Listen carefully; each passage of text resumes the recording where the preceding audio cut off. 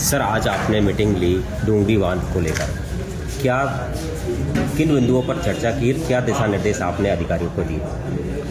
देखिए, आज हमने डूंगरी के बांध के संबंध में जो चर्चा की गई है उसमें हमारे द्वारा जो वास्तविक रूप से जो इसके फैक्ट्स हैं, जो तथ्य हैं, उनको हमने सबके सामने एक बार सभी जनता को, आम जन को बताने के लिए हमारे अधिकारी कर्मचारियों के माध्यम से प्रयास किया है, जिससे कि जो खबरें मीडिया में जा रही हैं या सोशल मीडिया में जा रही हैं उनको दुरुस्त किया जा चुके। वास्तविकता में जो डूंगरी बांध है उससे जो अफेक्टेड आबादी है, जो 10% से अधिक अफेक्टेड होती है, वो लगभग 16 गांव हैं जो कि इससे अफेक्टेड होते हैं, इनकी आबादी।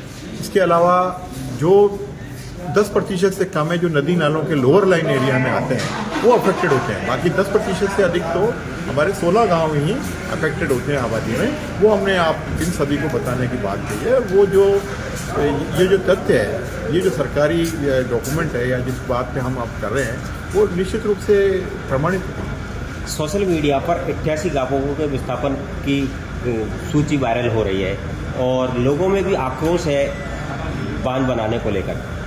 देखिए, जो 88 गाँव या 78 गाँव या अलग अलग फिगर पे जो चर्चा परिचर्चाएँ हो रही हैं, इसके बारे में देखिए, ये तो सब चीज़ें बहुत ज़्यादा विस्तृत परीक्षण के बाद निकलती हैं। इसके बारे में मैं आपको कोई फिगर तो चेकआउट नहीं करना चाहूँगा, पर मैं ये कहना चाहता हूँ कि जैसे हमारा एक बड़ा लंबा एरिया बनास नदी का नदी में डूबता है 26 से 28 किलोमीटर, जिसमें कि जो नदी में पानी बढ़ता है। इसी प्रकार मोरेल नदी में जो नदी में पानी बढ़ता है, या सपोटा या जो 2 नाले आ रहे हैं उसमें जो नाले में पानी बढ़ता है, वो सभी गाँव, चाहे वो सरकारी ज़मीन है, चाहे वो हमारी सिवाय चक है, चाहे हमारी वो फॉरेस्ट या वाइल्ड लाइफ की ज़मीन है, क्योंकि वो उसके अंतर्गत आते हैं, इसलिए उनके नंबर उसके अंदर काउंट होते हैं, क्योंकि वो उसके अंदर पानी भरता है।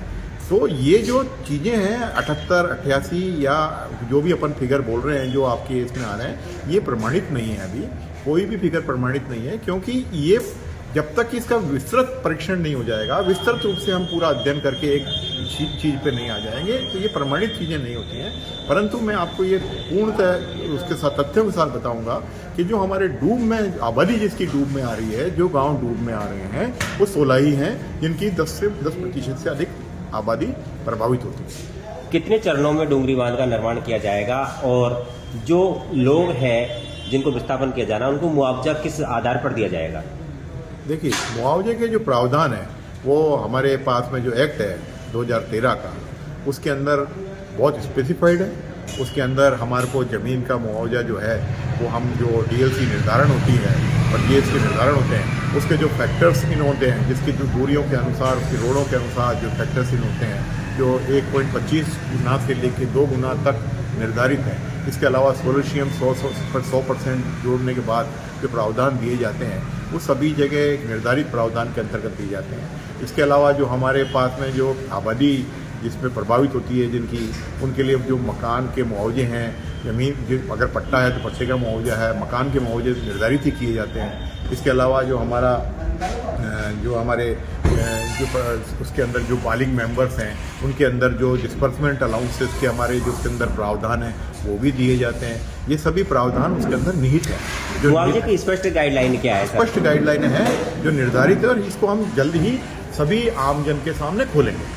एक तरफ डूंगरी बांध को लेकर ग्रामीण विरोध कर रहे हैं, महापंचायत कर रहे हैं, सरकार वार्ता कर नहीं रही है। क्या सरकार